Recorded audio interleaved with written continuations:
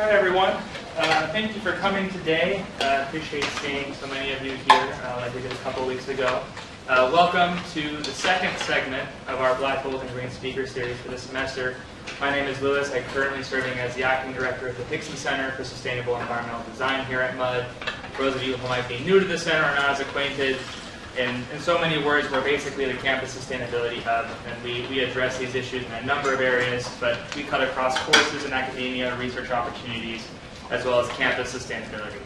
And the Black, Gold, and Green speaker series started a couple of years ago, really to sort of fill whatever gap there may have been in sort of an environmentally focused speaker series, addressing directly environmental and sustainability related issues. And it's changed a little bit over the years, and this particular semester we're focusing in on California. We're looking at the sort of spectacular but also startling changes we're seeing in the California landscape and the weather and climate in California, whether that be the drought, the fires that we've been seeing in the latter part of the winter. We're also looking at the policy changes we might be witnessing in California and federally and of course around the world, and how that impacts what we can do here. And we also want and are hoping that all of our speakers can speak to what the state and perhaps what we as folks who are residing in the state can do to address those issues. So if you were here a couple of weeks ago, we kicked it off with a fire ecologist, Johnny Keeley, who worked with the U.S. Geological Survey.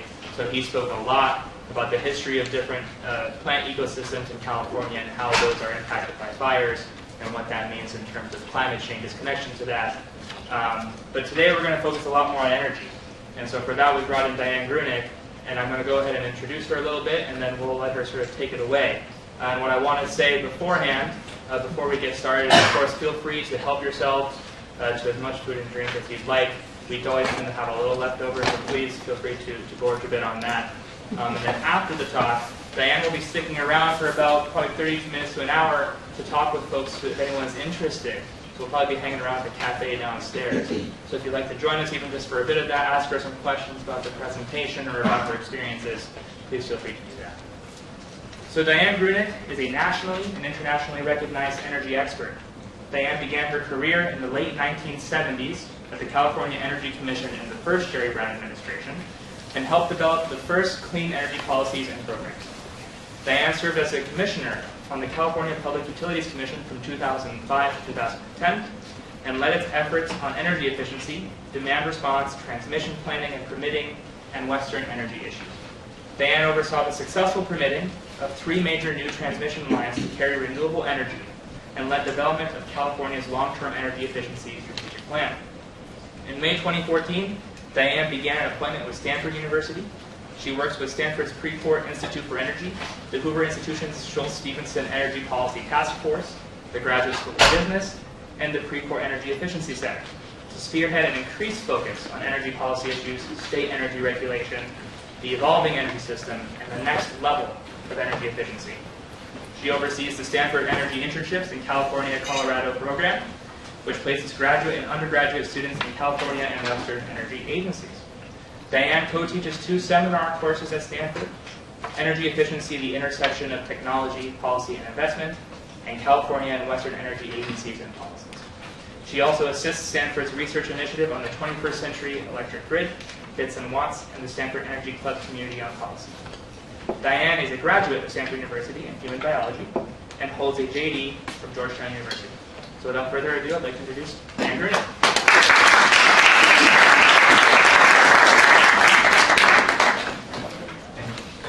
Great. Thanks for having me here today. Let me start off by, are there particular areas that any of you would like to make sure I touch on? I do have a slideshow, but I'm more than happy if I haven't picked up an area of interest to make sure I talk a little bit about it. Any particular questions, areas anyone has?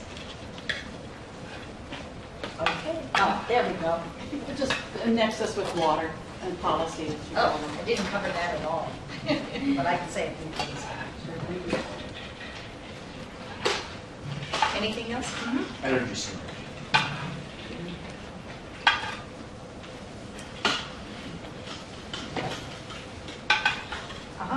What are trends in per capita carbon emissions in California?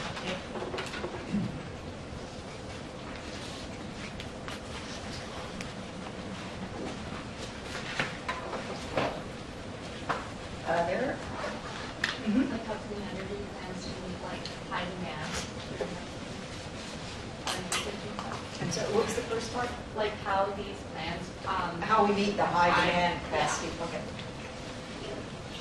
Peak load.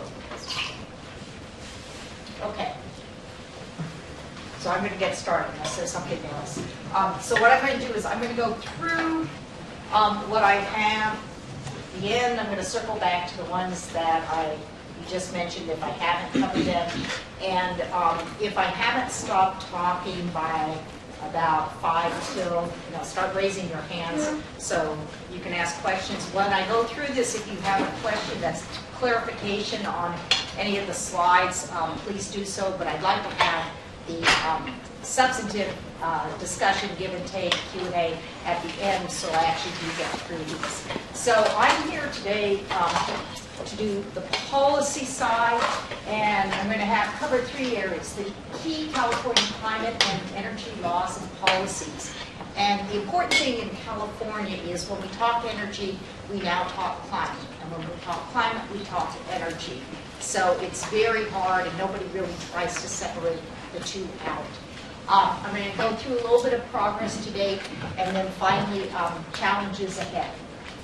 So this is put out by our California Air Resources Board, which is the agency in California in charge of air quality, air regulation, and climate. The head of it is Mary Nichols, who is a long-standing leader in California and has just driven where we are going, where we've been. So let's try now. Lewis. Is that top red button for the pointer? For the pointer? Am I pointing? Okay. Yeah, you got it. So here we go. So electricity, in states 11%. We import a lot of our electricity in California for usage in California. So embedded in all of our climate laws is the requirement that we think about the energy that we import from out of state. And that's important because we don't have much coal usage in California. It's basically insignificant, but there's still a lot of coal in the West. And the entire electricity grid is interconnected. It's called the Western Interconnection. So thinking about these imports and what their emissions are part of the stewardship we've tried to have for California, that we're not just going to clean up stuff in California and then continue to import cheap coal from out of state. The other thing that I'll point out is industrial is very significant, and this is where a lot of the refineries in the state have emissions, which I'll talk about later. And then transportation is huge. So most of the focus to date has, quite frankly, been on cleaning up or decarbonizing our electricity system, but increasingly the absolute focus is on thinking about the transportation. We also have what we call natural and working lands, and those are both our agricultural areas that are not, I shouldn't say that, no, this is actually broken out in the agriculture. Natural working lands are our forests, our parks, etc., and they are a carbon sink. That's where we have a lot of carbon that has not been released, but as I'll talk about later, and I'm sure it sounds like you got into it before, unless we think about making sure those lands are kept protected, we could end up with a huge amount of emissions, even if we do all these other areas. And that's where you look at close to 900 million tons of carbon are in these live stocks. And so that's another area where we're really putting a lot of focus on. So memorize this and you'll know all the policies there are. But this is basically a nice snapshot, again, from CARB, which is what's been the evolution of our climate policy. We had AB 32, which was groundbreaking law on climate that said that it was passed in 2006 and said by 2020 we have to have our carbon emissions back to 1990 levels. Then we had a couple of executive orders that said, well, let's leap ahead to think about 2050 and align California's climate goals with the climate goals that are going on internationally, which is basically you have to get our 1990 levels, we have to get 80% below those levels by 2050 if, quite frankly, we have a prayer on really avoiding major catastrophes through climate change. So this has been in everybody's mind of where we need to work through. And then we had in 2016 another new major law passed, conveniently SB 32. So we have AB 32, SB 32, that set out our 2030 goal, because we wanted to know, in order to attract investment in the state, not just where we were going short-term or major long-term, but what's a midterm goal, and that's 40% below 1990 levels. So these are the three major goals that we have in California that are pretty much driving everything. So how are we getting there? This again is the part of my talk about what are our policies. We had a major law that passed in 2015, SB 350, and it said that by 2030, we want to double the savings that we're going to achieve under energy efficiency. And I could give a whole talk on energy efficiency, I'm not, but let me just say it's a huge challenge, because we already are the nation's leader, the world leader on energy efficiency. We've been doing it for 40 years.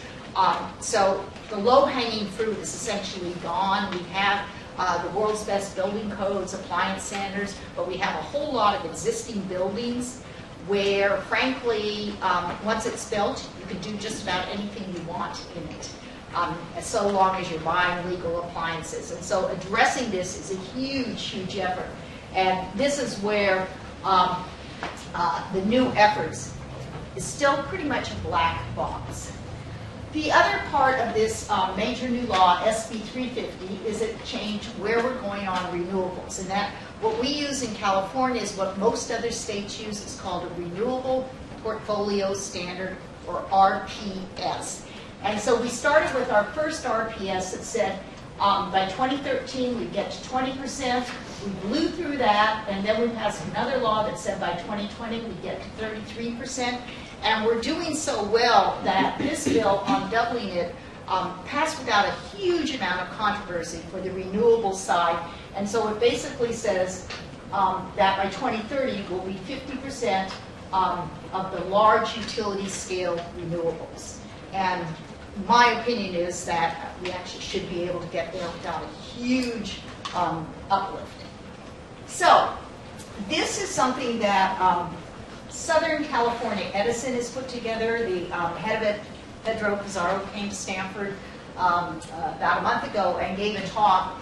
And so I actually thought that it did a fairly good graphic. And this is information that's publicly available. It comes directly from CARB. And so this is the pathways to 2030. How are we going to get to that major reduction?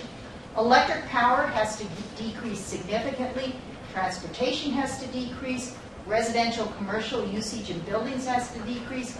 Our industry has to decrease. Agriculture has to decrease. One of the things to know about California, you may hear about cap and trade, that's sort of our market program. The vast majority of emission reductions do not come from cap and trade. They instead come from either mandates that we have, that if you're going to build a new building, it has to be super efficient, or it comes from a lot of our goals that we set for utilities, that they have to procure or build now 50% of their renewables, or large-scale incentives that we've offered. And so we've tried to put our focus on what are the things that we think we can actually manage and make happen.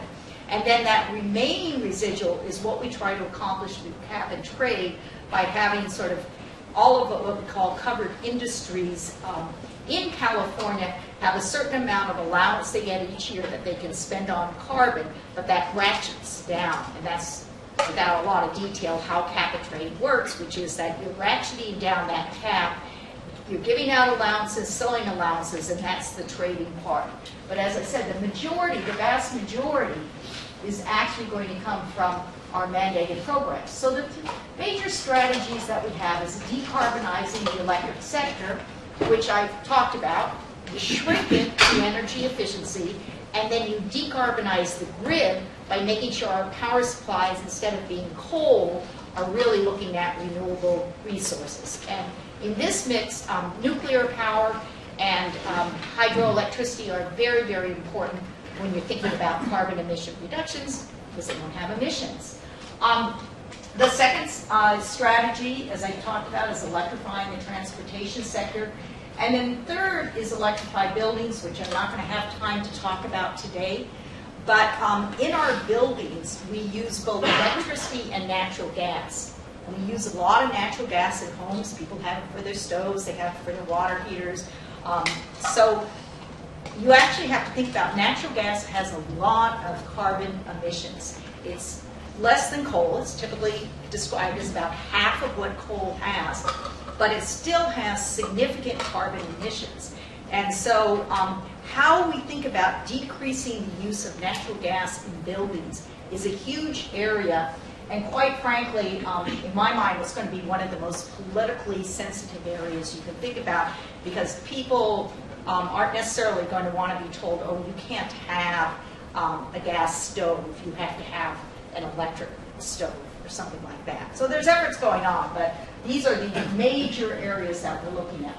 So I just listed here, these slides are going to be available. Believe me, I'm not going to try and go into it, but you can think about if there's an issue or an activity that leads to carbon emissions, California has a policy on it. Because we've been at this on carbon for, frankly, about 20 years now, we have thought about how we can go into just about every area. And each year it increases more and more what we're looking about. Let me just highlight ones that I think are useful. The low carbon fuel standard, that's how we're decreasing, frankly, our carbon content in our fuels. The gasoline standards, and that's a huge area that is currently in dispute with the Trump administration, because we have a waiver that lets California have stricter fuel standards than the rest of the country, and the rest of the country goes along with the car manufacturers, because they don't want to manufacture one set of cars for California and one set for the rest of the United States, but with a very hostile federal administration to anything related to climate or clean energy. This is potentially under serious attack. I'm going to be talking about the mobile source strategy, basically what we're doing with our cars. And then there's something very important, the short-lived climate pollutant reduction strategy. That's methane and hydrofluorocarbons, which are not thought about or talked about as much as, say, coal, things like that, but are incredibly important. So we have really very, very large efforts going on in those areas. Okay, take a deep breath. We're through policies. Yes. So for the hydrofluorocarbons, weren't those near phased out after the Montreal Protocol to save the ozone layer? Why are those still a concern? Here's what I think, and which is that we've grouped together everything under short-lived climate pollutants. And so the reducing 40% is probably mostly on the methane and leakage. I mean, one can go in and look at what the CARB has actually said, but that's what I would guess. Okay, how are we doing? Here's probably the best news, which is, and these are, I've put down the source of all of these, and you'll have the slides, and all of these are publicly available sources, so you can get more information. Probably the most important thing is through technology advances. The cost of the technologies we rely upon have been falling dramatically. For energy efficiency LEDs, some of you are probably too young to actually know what an incandescent light bulb is. And the era of compact fluorescence hopefully just skipped by entirely, because they were not a very customer-friendly technology. And now we have LEDs that have a lot of capabilities. And look at what their price has gone to. A 90% reduction over an incredibly short amount of time. And that's just getting them in the marketplace and really having the R&D to bring up the technology and lower the cost. But we've had it across everything. Our wind, our distributed photovoltaics, those are the solar panels, and utility scale solar. And then the battery costs. Somebody asked about storage. I'll talk about that a bit. But the batteries are all going down. So the great news is this is all going in the right direction. This is some work that's been done by some of my colleagues at Stanford. And it is statewide total emissions. This is the line that if we did nothing, if we were like some of our climate denier states, this is where our emissions would go, because traditionally we always have population growth, and then with more and more stuff that we do, we've also had more usage. And so this is what would have happened. This is put out by the CARB of what its game plan has been of where we need to be by 2020. And then this is the actual historic. And so the good news is we're actually below what had been forecasted we need to be. However, why has this happened? And this is, again, it's the research that they did, is this is unfortunately the impacts of the recession in California, where we just had a lot of less economic growth. And that's not a good way to actually have a long-term successful climate strategy. And so you could see that it then edged up as we started to recover. And this is the real unknown right here of, as we move forward, are we going to be able to inch that down again, or is it going to start to really go above? But overall, we've been looking pretty good. Why are there two lines from 2000 to 2005? Why are there? For the historical data, there's two different lines. Oh, from I'm 2000 sorry, to yes. 2005. That's because the CARB redid what it counted in some very complex areas as what the emissions were, and so it did basically a rejiggering of the numbers. So this is a breakdown on the historical emissions serving the CAISO load.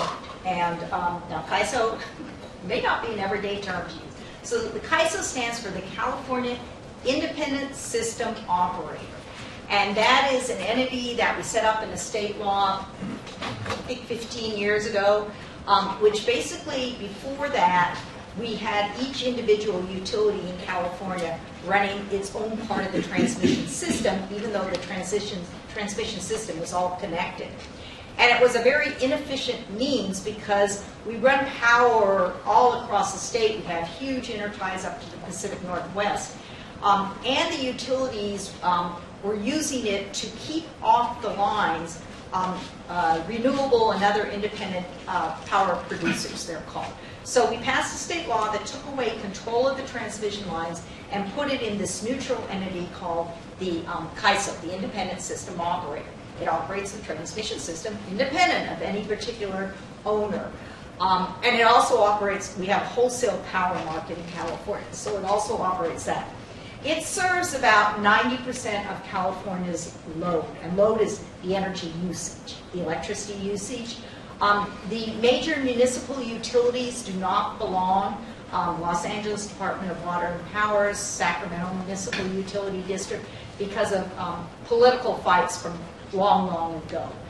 So we do have this bifurcation between what is we call the CAISO load and then the rest of the folks. But this is what's put out by the CAISO, and you can't see it, but the CAISO.com, today's Outlook, is a wonderful source where you can go on and every single day see what's being produced with renewables. They've just added storage, so you can actually see how much storage is on the system, and they also have what are carbon emissions, etc.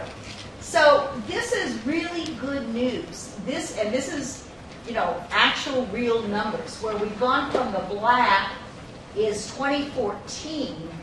What were the emissions from the sources used to serve our load, down to 2017 last year, and just look at that drop, almost 14% drop. So we are doing very well when we're looking at our carbon emissions in the electricity sector.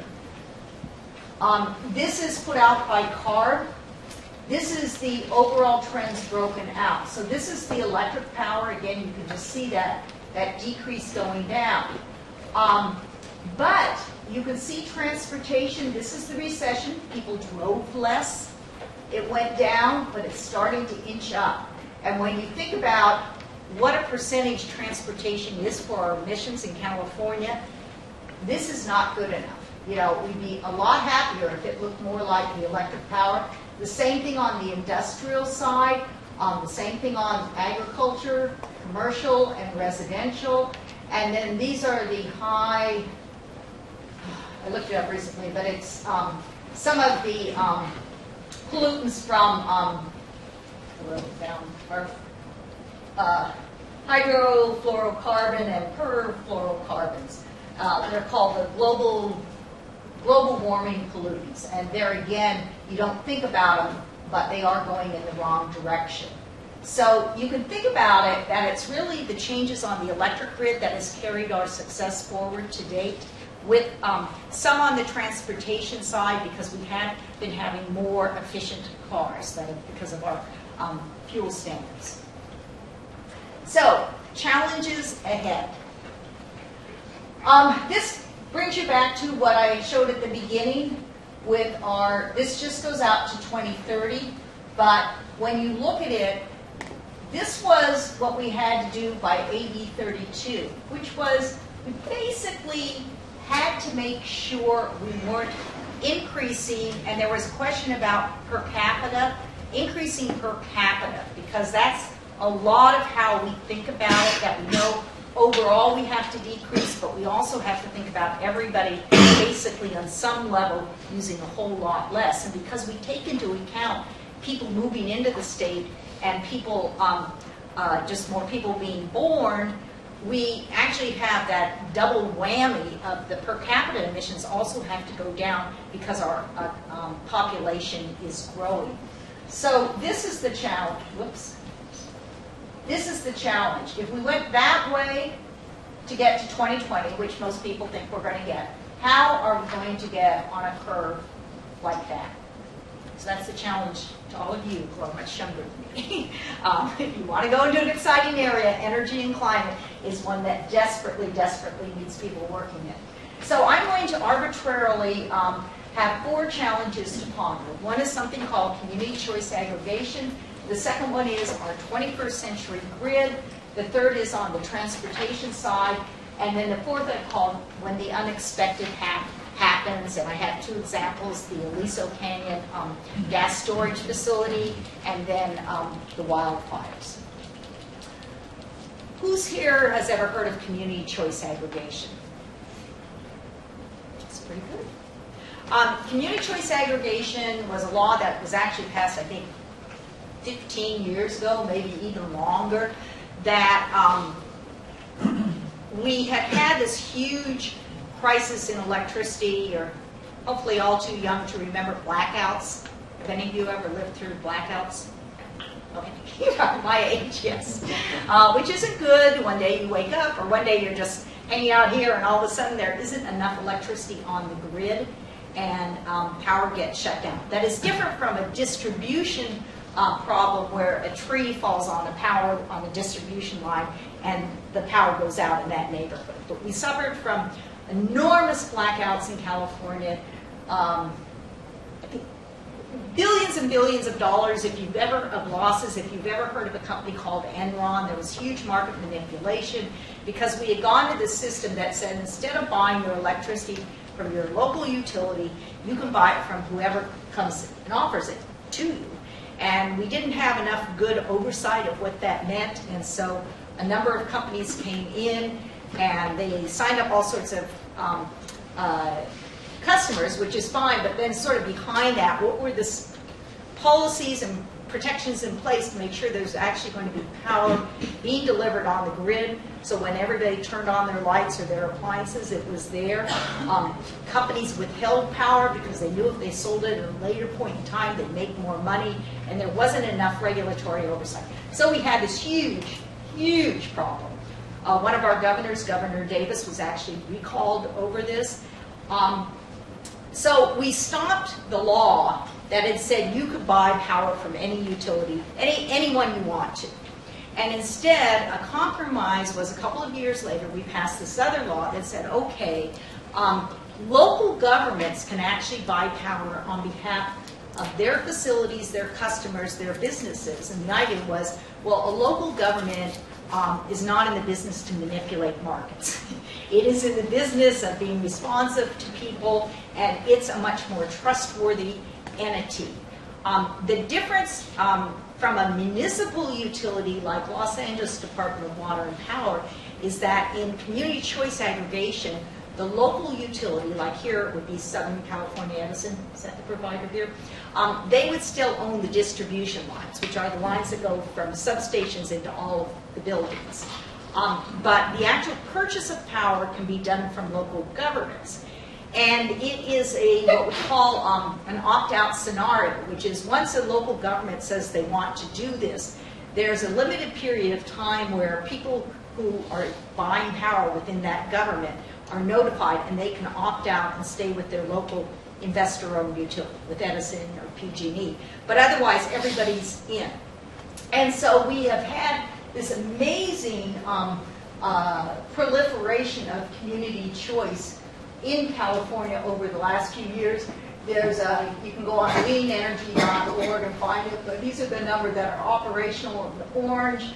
2018, the light green are the ones that are going to be operational this year, and then the blue is exploring. I looked up, and one of the forecasts by our lead planning agency in California, the California Energy Commission, they just put this out in January, is that by within the next 10 years, the investor-owned utilities, which are Southern California Edison, San Diego Gas and Electric, and Pacific Gas, PG&E for the most part, they could lose up to 85% of their load. And load is basically the electricity used by their customers. So think about that. That amount, they could lose basically the vast, vast majority of their customer base for power. Now, they still will be providing distribution service. So they still have the ability to make some money from that. And I'm being fairly crass to talk about money because, quite frankly, that's where this is starting to become a huge issue. Even though these are community choice aggregation is organized by local governments, under their laws, they can't just start a multi-million-dollar business of buying power. So they all have set up separate, I heard it described as shell corporations, but I think that's derogatory because it just is literally what you have to do. So they set up separate legal entities that run this. But those are brand new entities, so they have no credit at all. They're all credited unworthy, and it isn't because they've done something wrong. It's just that in the financial market, nobody is going to loan $100 million to somebody who's just said, we've just set up, even if it is sort of the most forward-thinking city in the world. Over time, they will get credit if they buy power, pay the bills on the power, etc. But what it is causing is that the utilities, the IOUs, used to be our prime drivers for investing in renewable power because they could sign a power purchase agreement for 10 years or longer with somebody who's developing that project, and that developer could then go to sources of equity and to get the loans to then finance, what could be a $500 million or wind or solar plant.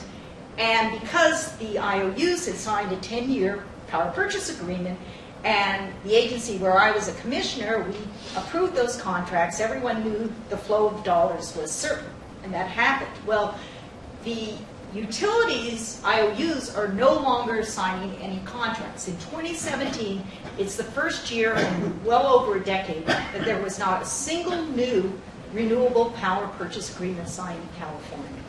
Because why would an IOU sign a contract if their load's going down?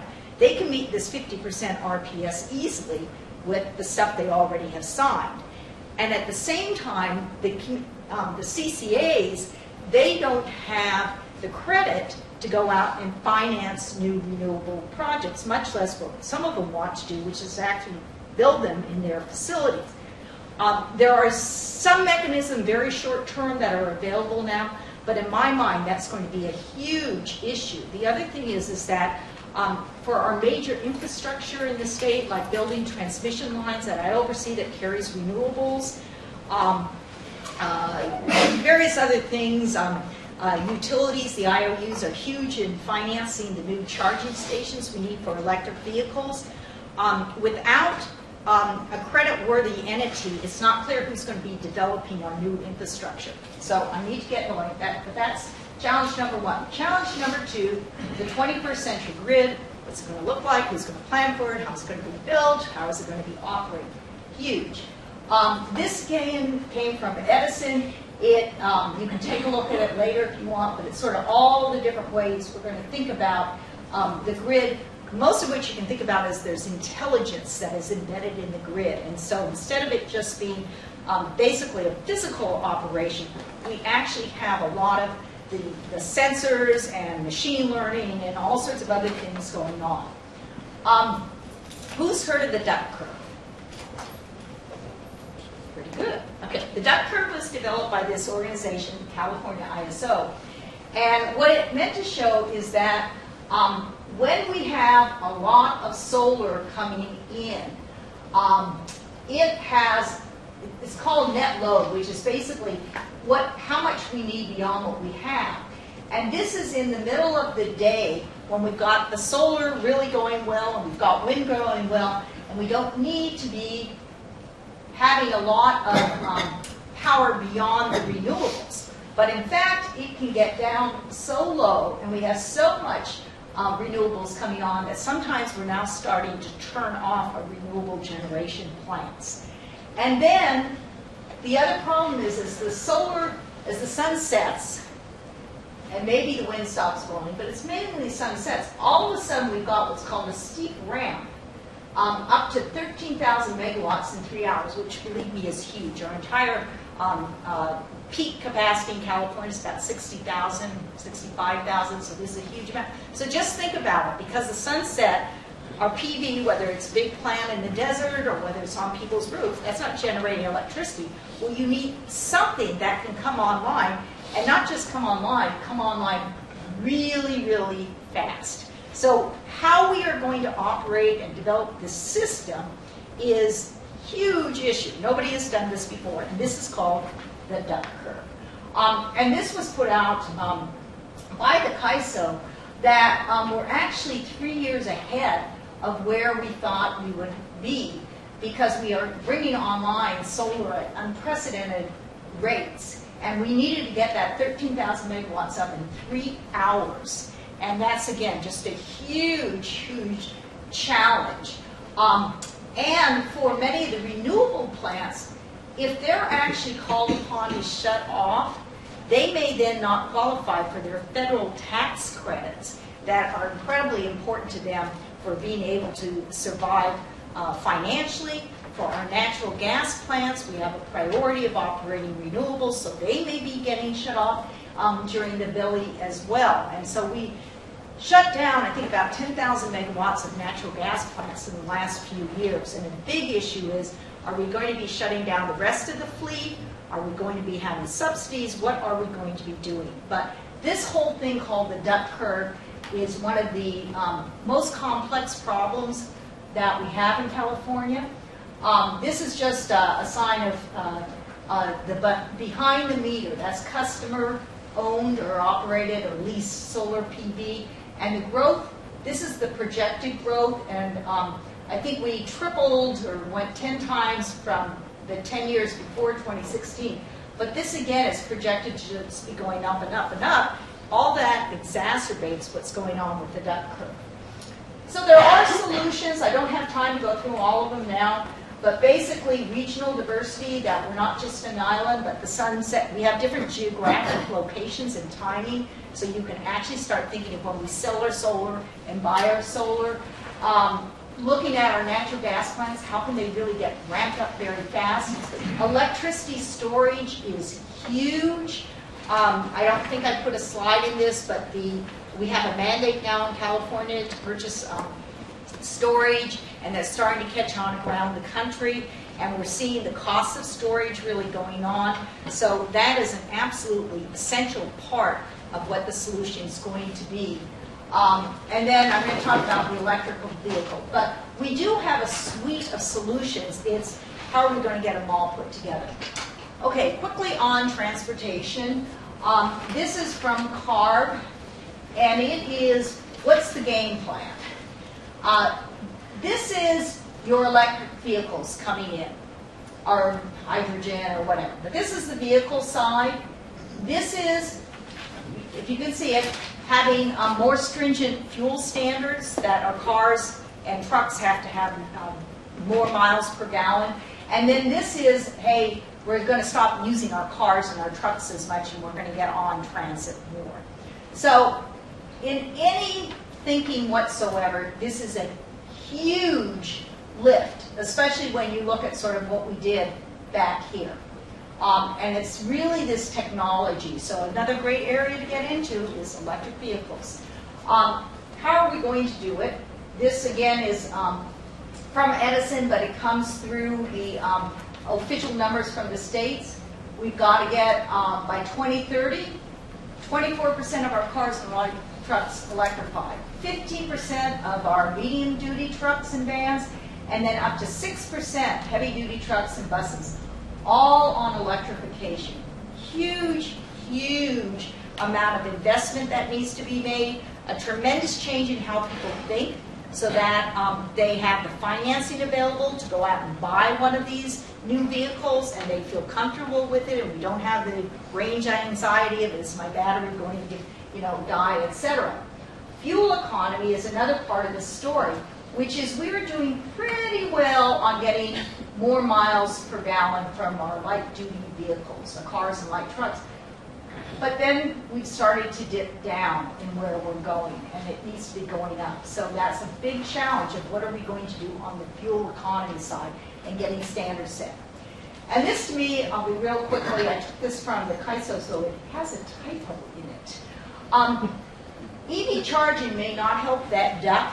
Right now, 2/3 of the charging going on is happening at the nighttime. Nighttime is when we don't have necessarily as much electricity as we would want, depending upon how we met the ramp. Daytime is when we want charging, because that's when the sun is shining. But only 1/3 of the charging is happening now during the day, and that's because most people, from the early adopters, they go home and they plug in their vehicle in their homes because, frankly, they're richer and they have single-family housing and they have a driveway and they can charge it in.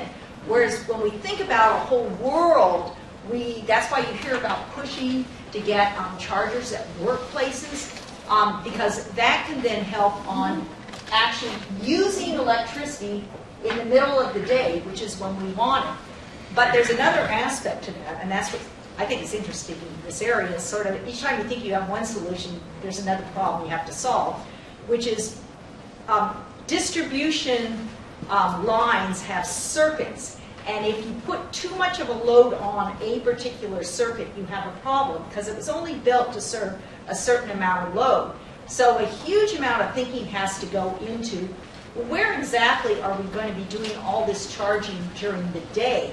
Because the billions of dollars that we spent on building out our distribution circuits in California were only meant to take the loads we have, or sort of have projected. They weren't meant to take this huge new load coming from electric vehicles. So again, it's a problem that can be solved, but really getting the tools in place to be able to do the analysis is very important. So given the time, the unexpected, I think I have 2 slides left. Southern California, we had SOMS, the nuclear plant, go out. Then we have some of our plants along the coast, because for environmental reasons, we're looking at closing them. So that's a controversial area. And then we had Aliso Canyon, huge gas link.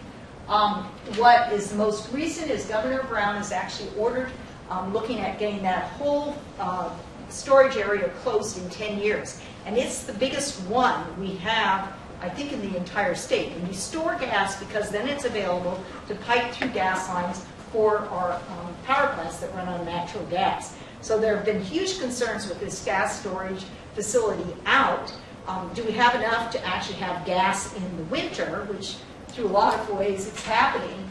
But what are we going to do if we're going to close this? And the reason he's ordered it closed is because for climate, you actually need to think about really shrinking the usage of natural gas, and this is one way that we can think about it.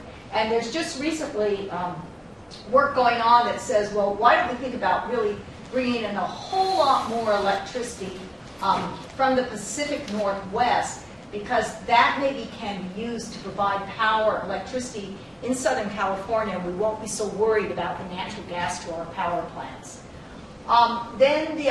My last slide is on the wildfires, the new normal. 2017 was our hottest year on the record. The highest wind speed ever was also recorded last year. And 6 out of California's most destructive wildfires in the last decade were in 2017. 6 of them happened last year alone, and 5 of those 6 burned literally between the 4-month period of October to December. So there's a huge amount of effort now going on to say, if that's our new normal, how are we going to plan for it? It has tremendous implications in the energy world because the utilities have lines that go out there, lots and lots of fights going on at the courts and all the agencies of, did the utility lines cause those fires? And if so, are they going to pay for it? How is it going to get paid? They can't even get, they can't get. The cost of fire insurance for the utilities has skyrocketed. There's some talk about, well, are we just going to let people be moving into these communities that are at risk? And of course, it's terribly hard to say, no, we're going to put any places off limit. But as the fires burn, that releases much more carbon into the atmosphere. So just thinking about, with this new normal, how are we going to plan? What's it going to mean on the climate side? And what's it going to mean on the energy side is huge. So nexus, water energy nexus is huge.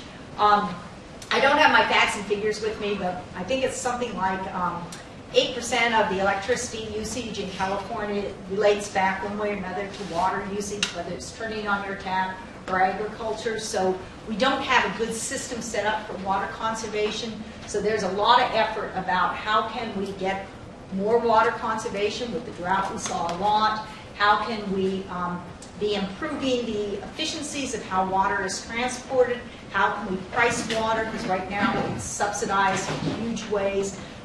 But it's on, we have a special task force that looks at, can we really be reducing the usage of water and making it more efficient, because that cuts down on the electricity usage, but also the water side, which helps with climate. Energy storage, I hope I covered a little bit. And then trends in per capita emissions, we're basically looking pretty good, but a fair amount of that was because of our recession. And so as we're bounding back with the economy, we need to think about how are we going to double down. Okay, that's it. So questions?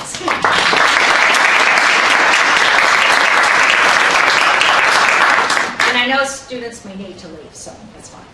Mm-hmm. Dan, you mentioned power coming down from the Pacific Northwest, perhaps displaced gas. Where would that power be coming from technologically? That is, what are they generating from up there? It wouldn't be new hydro, I don't think, so. No, but they have a lot of hydroelectricity, but they are actually also, even though you think about it as it's sunny crop, looking at more renewables coming online. Up in the, I believe this is correct, they also have transmission lines that go across over to Wyoming to access the Wyoming wind, which is being built out. So part of the California mantra is we only want to be talking to you if you're going to be able to be importing non-carbon sources. So that's what they're looking at, and it frankly is also a way that in our time when we have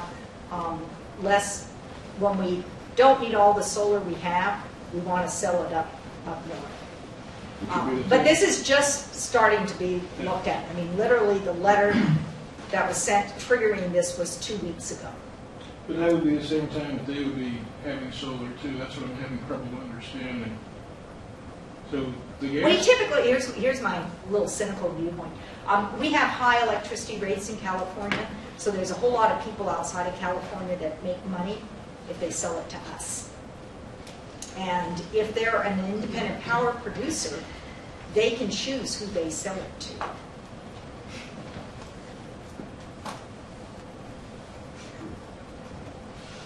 But it's a fascinating area. I mean, I think, how this is going to play itself out. But the administrator of Bonneville Power Authority supports looking at this. Because I believe we get significant amounts of electricity from the Northwest hydro projects even now. Yes. So this is really asking for more, I guess. Right. But it's not a new thing. The transmission lines are there already. Right, they were built 40 years ago, and so this is looking at actually building a new transmission line on the assumption that our existing one is loaded most of the time. So you mentioned that natural gas could help level loads because it emits less carbon than other sources. My worry is that if you get 97% combustion of natural gas, you get 3% of the methane getting out, and if you add that to the existing CO2, only 3%, only 97% combustion gets you the exact same CO2 equivalent as, say, oil. And so my question is, why are we still considering natural gas as clean or cleaner if we are, A, not trying to get complete combustion, because most of the ways to try and get that are very ineffective, and B, it doesn't matter which carbon, which greenhouse gas it is, it's still causing combustion. I'm going to step back and use maybe more of the political answer to this, as opposed to the technical, which is we already have built natural gas plants. So that is essentially a sunk cost. And so as policymakers look at the option, they're looking at it, and there's been some good work done by, if you want to look into this more, it's a consulting firm called E3, Environmental Economic, I forgot what it is. They're located in San Francisco. And they are hired by all the state agencies to do a lot of the modeling work. And they just did a very interesting study on the Pacific Northwest, looking at if you went to 100% decarbonized electricity grid. So you shut down all the natural gas in the Pacific Northwest. What would that mean in terms of reliability and cost? And they found that it is much more costly because you're shutting down some existing plants and you are simultaneously investing in building a whole bunch more renewables, sort of what people talk about at the 100% renewable grid. Yet a lot of those plants are not operating because of the duck curve. That nowadays we actually have days when over 30% of our renewables, certainly in California, are not operating because we just don't have load to need them in the middle of the day. And so you end up with a very expensive system because you are simultaneously shutting down plants that you already spent costs on, and you're building renewables that are not operating potentially 30% of the time. And then you're turning to people, businesses, individuals, to say, well, pay for all this system in the rates. And you're losing sort of that insurance policy on natural gas that it can do a quick ramp up, especially with some of the new technology. So that's the thinking behind it. I mean, I have to say, as I've started to study this, my thinking has changed because I'm a very strong climate advocate. And so I thought, well, decarbonizing the electric grid, we should really go to 100% renewables just as fast as soon as we can. But as I've studied it more and understood the costs that are implied in reliability, I'm more like, well, maybe it's 90% with that natural gas. And then as storage gets better, over time we hopefully can shut it down.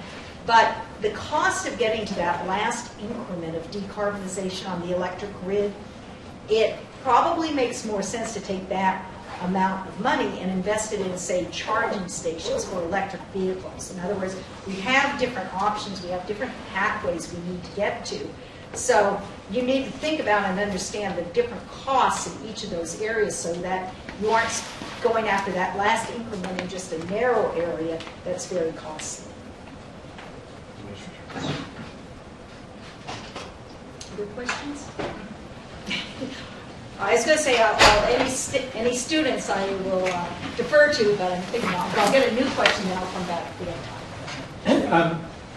I was wondering what the mix of renewables are currently and what the trends are, I guess, with response to political trends and maybe also public reaction to the development of new renewables. So, versus people tend to not like hydro.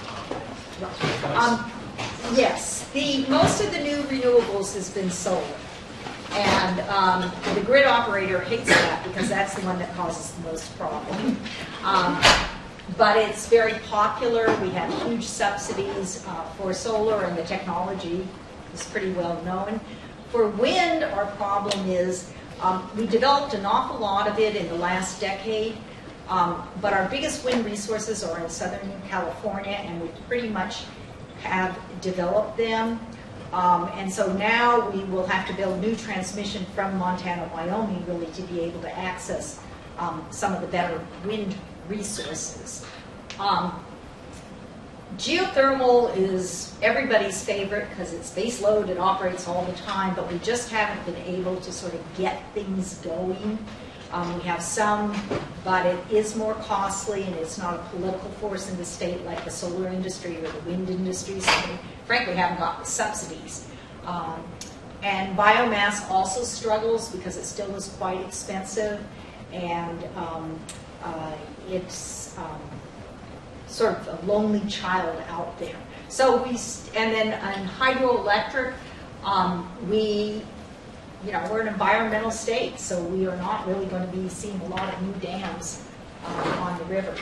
So that's sort of, it's solar and wind right now. Offshore wind, is there any? Yeah, there is, we have a couple of major developers who have come into California and frankly around the world saying, let's do offshore wind, and there's a special task force at the California Energy Commission looking at this. There's a couple of projects in the licensing stage, and the idea is that you can go outside the 3-mile limit, if anybody's seen it, and you in fact could use the oil rigs that our oil companies know how to build very successfully, so maybe they become a partner in actually, instead of drilling off our coast for oil, they put wind turbines out there. And so it's, I'm right now a fan of it. I'd like to see if we could get some pilot projects built. And that's pretty much the policy of the state. Let's see what we can do. We've got to get some in operation to see what might be the environmental impacts. Have you seen any numbers on the amount of carbon emitted by these fires this year? No, I have not. But I think it's pretty darn significant, if I have to guess. If you were shot, it would have been a very big fraction. Yeah, I think so. There's one other item I wanted to mention when you think about connecting the dots that I forgot to bring up. A lot of the environmentalism in California started because we had such terrible air pollution here in Southern California. I mean, there were days when, if you read the reports and hear about China and India, that was California. That there were tremendous problems with asthma, with, frankly, early deaths, and the kids being kept inside because you couldn't go out and play at recess. And so that started really the whole idea of we need to have some firm regulations in place to protect on air quality. And California passed the first laws, then the federal government did it on the Federal Clean Air Act. But we still have huge air quality problems in California. I think a study by the American Lung Association last year said that 8 out of the 10 most polluted cities for air quality, or 8 out of 20 in the United States, 8 of them are in California. So and we have mandates under the Federal Clean Air Act, which hopefully isn't going away, that by 2030 we have to do sort of the next huge increment of cleaning up our air. So a huge amount of how we're thinking about climate change now in California is we're going to prioritize actions that also clean up the air. And this is actually written in law because we know we have to do huge steps on decreases in our NOx and other emissions, and it sort of gets lost. But if we're going to be investing some public money, very much the thinking is let's look at our impacted communities. And so, for example, if there's a refinery in an area that is having some emissions, well, that would be a good place to really look at putting some public money in to decrease.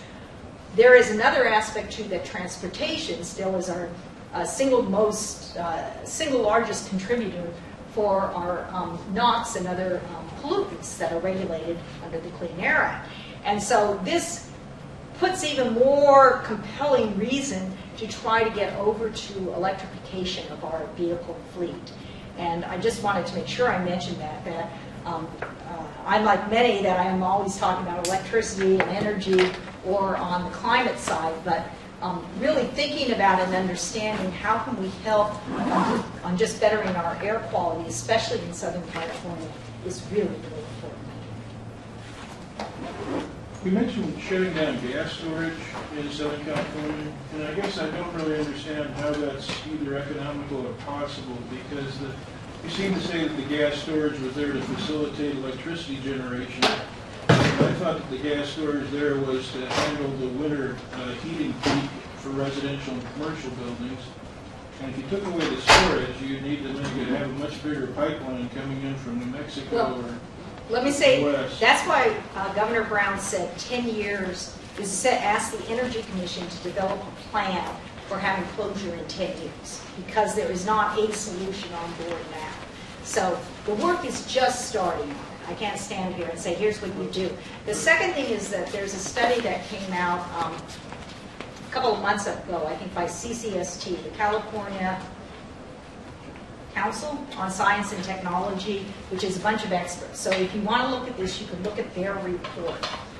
It was not specific to Aliso Canyon, but it did go into some of the questions of what do we use the natural gas for, the storage for, what are some of the alternatives, does this look like it's feasible or not.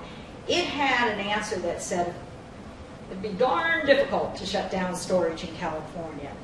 But sort of the political reaction to that is, okay, that was one look. It didn't do any deep modeling. It didn't have a lot of money, but it did have our state's best experts in the academic research world on it.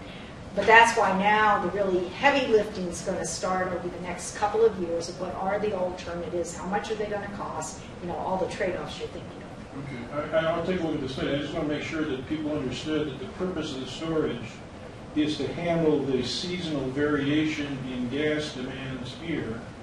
And if you took away all the storage, you'd have to have a much bigger pipeline to maintain the flow at what you need, for instance, during the winter for the winter.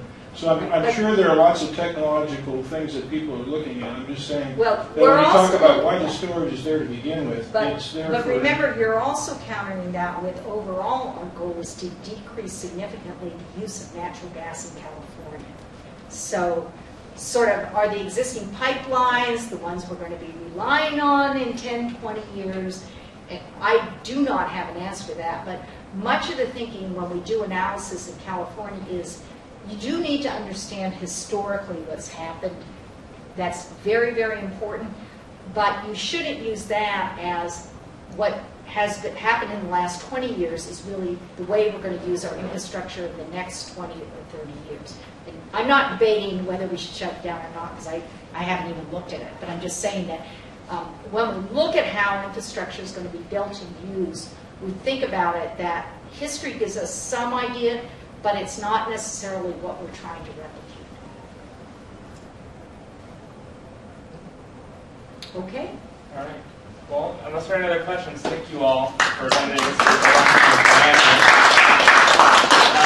So just a few things. So first of all, if for your friends who maybe couldn't stick around or couldn't come, this talk was recorded, and so the slides and the presentation will be available on our website. You can I have a link? Absolutely. Yes! Second, if there's anything left back there, I think you guys did a pretty good job with it. Feel free to take more food and drink And then lastly, we'll be down at the cafe for a little while after this. If you all want to ask a bit more about the presentation or have any questions about Diane's experiences, she'll stick around for just